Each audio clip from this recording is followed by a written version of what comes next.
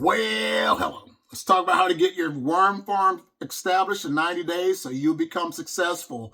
Now, how this works, you have to start on a Monday because if you don't have a worm bin started yet, it's not going to work. If you have to order one, it's going to take a few days to get there. So that is why I want you to start on a Monday. And how this is going to work for you is if you have a tote with a lid, just drill some holes in the lid only. Clean out your Rubbermaid tote with warm soapy water, and it'll be ready for your worms. Add some bedding, which is some type of carbon for your worms to consume, and just use basic cardboard and newspaper. Don't put any tape in there. Don't put any of the glossy section of the newspaper in there. Get it consistent to the consistency of a wrung out sponge. Allow the depth to be at least 3 to 5 inches of shredded newspaper and cardboard mix. Add a handful of food into your worm bin. Cover it up. And I'm saying like food scraps such as vegetable scraps. Don't put any meats or dairies in there, and cover it up. And while that's going, on Sunday night, go ahead and order your worms because they won't be to your destination until probably Wednesday, Thursday. But as as you are waiting for your worms to arrive, that will allow the bedding to inoculate with the bacteria that's inside your worm bin while it's decaying. Now, when your worms arrive, pour them on top of the bedding. Add some water to them because they'll probably be scrawny. Make the contents that they were shipped in moist. And don't bother your worms after that. You don't have to add any grit or anything because what the vendor ships you, it already has all the added ingredients and the beneficial bacteria that you need for your worm bin. And on the same week, within 2 or 3 days later, check on your worms, look in there and see how things are going. You don't have to check on them all the time, but check on them. Check on your worms at least once a week that week. Week number 2 is to check your worms, and only check your worm bin one time that week. So you pick the day to check on them.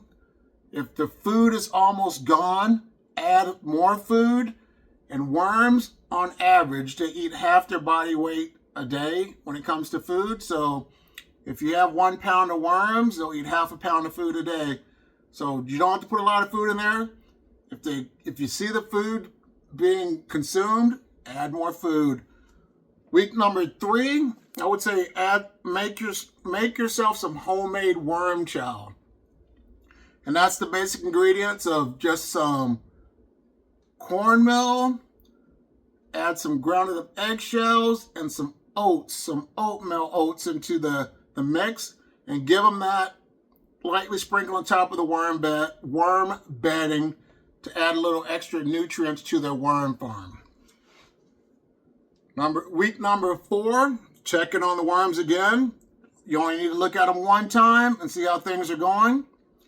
Week number 5, check in there again one time. If the food is gone, add more food into the worm bin, cover it up, and don't bother them for the remainder of that week. Week number 6, go ahead and add yourself some more worm chow on top. Check on your worms as that one time, and don't bother them. Week number 7 is going to be a little bit different. I want you to start feeding only one side of the worm bin because I want the worms to start consuming the food scraps and the bedding on that side. And that way they will migrate over and, like I said, start consuming the food scraps on that side of the bin. Week number 8, I want you to push half of the bedding over to one side, and you should start seeing more castings where the worms are at, and have the fresh bedding on the other side that the worms have not consumed yet. Week number 9, if you have to, add fresh bedding to that other side of the bin, but keep only feeding that one side of the worm bin, because all the worms should be over there still cleaning up that area of the food scraps. Week 10, keep adding the food scraps to that one side of the bin. And your worms should still have most of that all cleaned up. Now, week 11, start feeding the other side of the bin. I want you just to add the food scraps on the remainder of that other side of the bin, because I want the worms to stop going on the side that you fed food. I want them to migrate to the new bedding so we can get ready to prepare the castings that the worms have consumed. Week number 12, if I have my numbers right, is to remove your castings from the side that the worms were on with just, with no food scraps over there. Get your worms, separate them from the castings, remove the castings and the worms from that worm. Remove the worms and castings from that area, and that way you'll have castings, and you should have a new system to start another layer of fresh bedding on the side that the worms were on. And what you do, you just keep, every 3 months, you keep doing the same cycle. Do the feed one side, don't feed one side, and that way the worms keep going back and forth like a game of tennis. And now, don't even think about splitting your worm bin. You're going to have to wait at least 1 year. I know because worms on average, they multiply every 3 months. So you don't have to split your bin. You don't have enough worms yet. But after 1 year, you're going to have more than enough worms to be able to start another worm bin. And when you start your new worm bin, that's when you have the opportunity to do more experiments with your worms to see what you can and can't eat.